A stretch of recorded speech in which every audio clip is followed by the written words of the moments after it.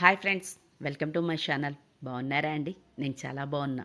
మీరు కూడా బాగుండాలని, ఆ శివుని ఆశీస్సులు మీ అందరి మీద ఉండాలని మనస్ఫూర్తిగా కోరుకుంటానండి. ఏమండి, ఒక్కొక్కసారి మన జీవితంలో మనకు అనిపిస్తుంది, మనం ఒకటి తలిస్తే దైవం మరొకటి చేస్తారు అంటారు కదండి.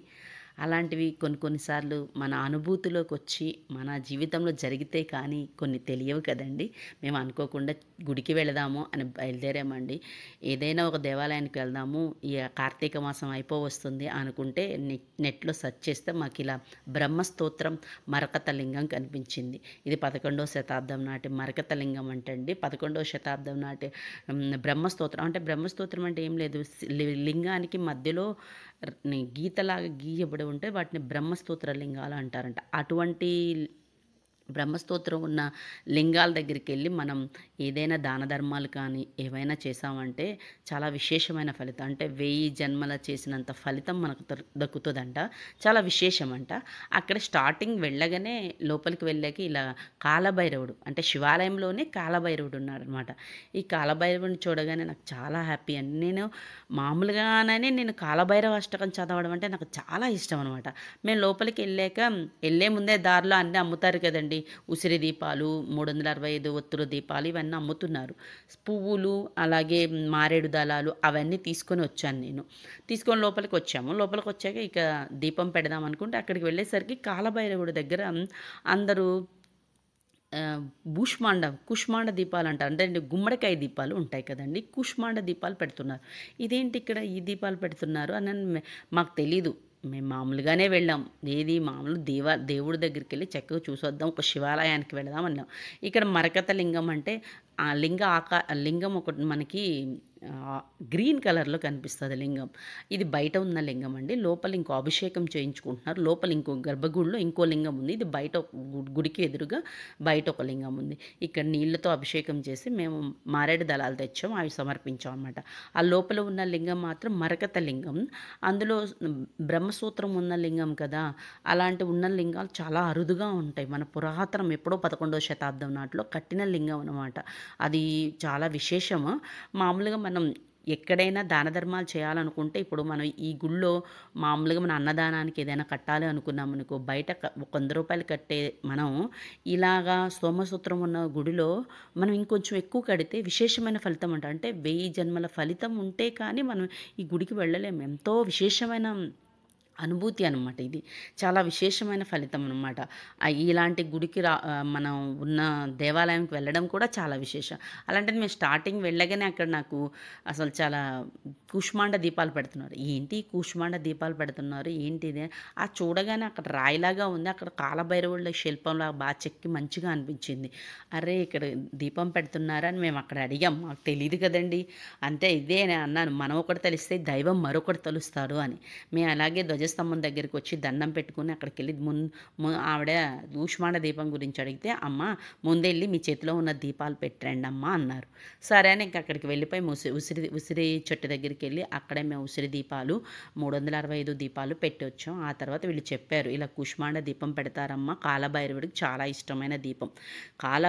కాలాన్ని శాసించే అదృష్టం, కాలాన్ని శాసించేది ఎవరంటే కాలభైరవుడు అమ్మవారు దుర్గాదేవి, అలాగే మన లక్ష్మీ నరసింహస్వామి.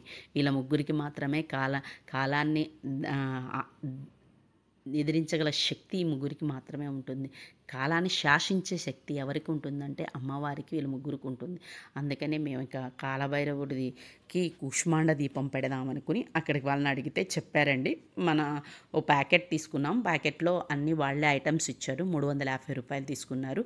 మేము అసలు ప్రిపేర్డ్గా వెళ్ళలేదు కాబట్టి మాకు తెలియదు కదా. అక్కడికి వెళ్ళాక సరే అని ఇచ్చారు. గుమ్మడికాయని ఇచ్చారు. దాన్ని 2గా కట్ చేసాము. చక్కగా దానిలో ఉన్న తెల్లగా ఉంటుంది కదండి, అది మొత్తం తీయాలన్నమాట. చక్కగా అంతా తీసేసేసి గుంతగా చేసుకున్నాం. అంటే మన దీపానికి పెట్టడానికి ఎలా వీలుగా అయితే కుదురుతుందో అలా గుంతగా తయారు చేసి పెట్టుకున్నాము. అలా మొత్తం లోపల ఉన్నది మొత్తాన్ని బయటికి తీసామన్నమాట. ఇక్కడ అందరూ తీసి అక్కడ పెట్టిన దీపాలను కూడా తీసుకొచ్చి ఇక్కడ పెడుతున్నారు, లేదంటే గోడ అవతల వేస్తున్నారండి. మేము కూడా అలాగే తీసి ఓ పక్కన పెట్టామన్నమాట. ఆ మొత్తాన్ని లోపలిది మొత్తం శుభ్రం, అంటే మనం నూనె పోయాలి అంటే కొంచెం తీసామనుకో నూనె అంతా బయటకు కారిపోతుంది. బాగా కొంచెం లోపల గుంతగా చేసుకున్నామనుకో అది రావడం కొంచెం కష్టంగానే ఉంది, కానీ కనుక తోడామనుకో చక్కగానే వస్తుందండి. అది నీట్‌గా తీసేసేసేస్తే అప్పుడు మనం ఈ నువ్వుల నూనె పోయడానికి మనకి వీలుగా ఉంటదనమాట. నువ్వుల నూనె పోసి అప్పుడు ఒత్తి వేసి మనం దీపారాధన చేసుకోవచ్చు. ఈ కూష్మాండ దీపం వెలిగించుకోవటం ఎంతో విశేషం అంటండి. కాలభైరవుడికి కూష్మాండ దీపం అంటే చాలా ఇష్టం. ఈ ఎప్పుడెప్పుడు వెలిగించుకుంటారు అంటే అష్టమి రోజు కాలభైరవ అష్టమి అంటారండి. కాలభైరవ అష్టమి, అష్టమి రోజు వెలిగిస్తే చాలా విశేషం. అలాగే అమావాస్య రోజు కూడా వెలిగించుకోవచ్చు అండి కూష్మాండ దీపాలు. చాలా మంచిది. ఒక కూష్మాండ దీపం వెలిగించాము అంటే మనం చండీ హోమం చేసుకున్నంత ఫలితం మనకు దక్కుతుంది. మనం చండీ హోమం చేసుకోవాలంటే మనకి కుదరకపోవచ్చు, చాలా ఎక్కువ ఉంటుంది.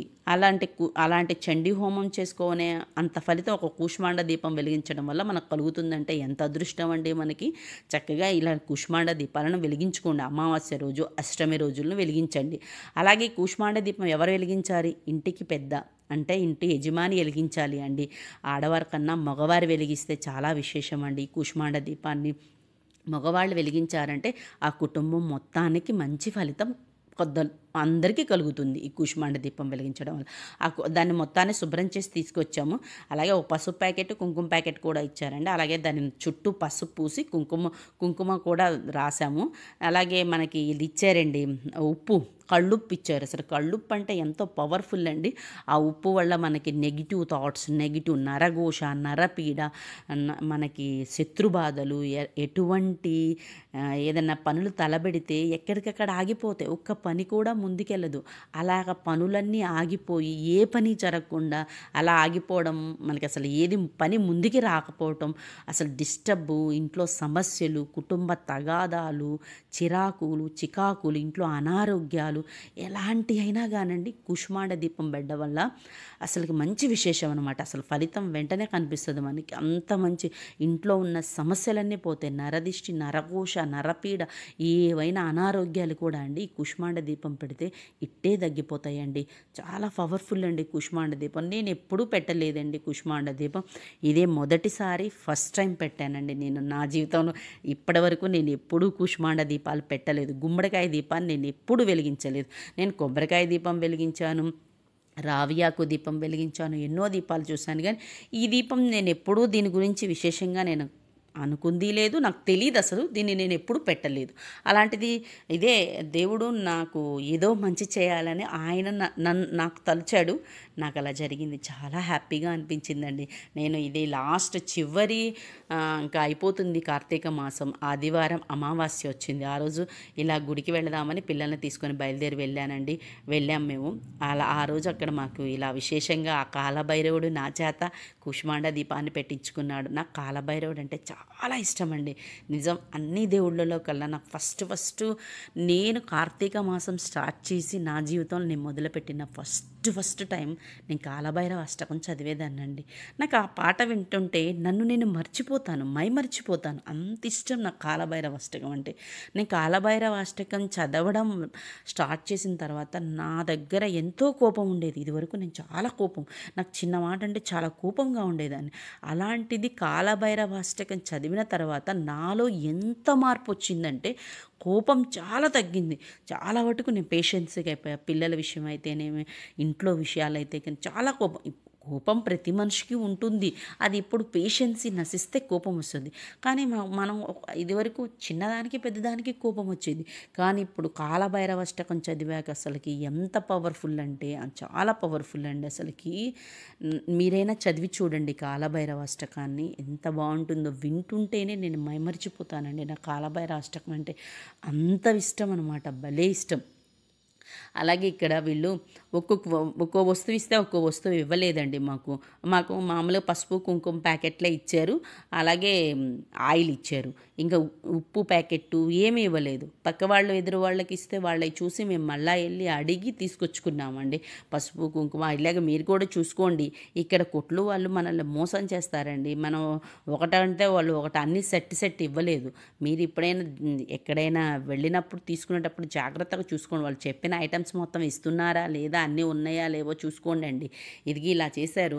మళ్ళీ ఇంక వాళ్ళ దగ్గరికి వెళ్ళి అన్నీ అడిగి తీసుకొచ్చాననమాట. వెళ్ళి నేను మళ్ళీ ఉప్పు ప్యాకెట్టు, ఆయిల్ కూడా ఒక ప్యాకెట్ ఒకటే ఇచ్చింది. రెండిట్లోకి కావాలి కదండీ! మళ్ళా ఎళ్లి నేను రెండిట్లోకి 2 తీసుకొని మళ్ళీ ఒత్తులు కూడా ఇవ్వలేదు. మళ్ళీ ఒత్తులు పెద్ద పెద్ద ఒత్తులు ఉన్నాయన్నమాట. ఆ ఒత్తులన్నీ తీసుకొని వచ్చాము. ఇలాగే పసుపు, కుంకుమ, నువ్వులు. అసలు మెయిన్ ఇంపార్టెంట్ ఇక్కడ నువ్వులనమాట.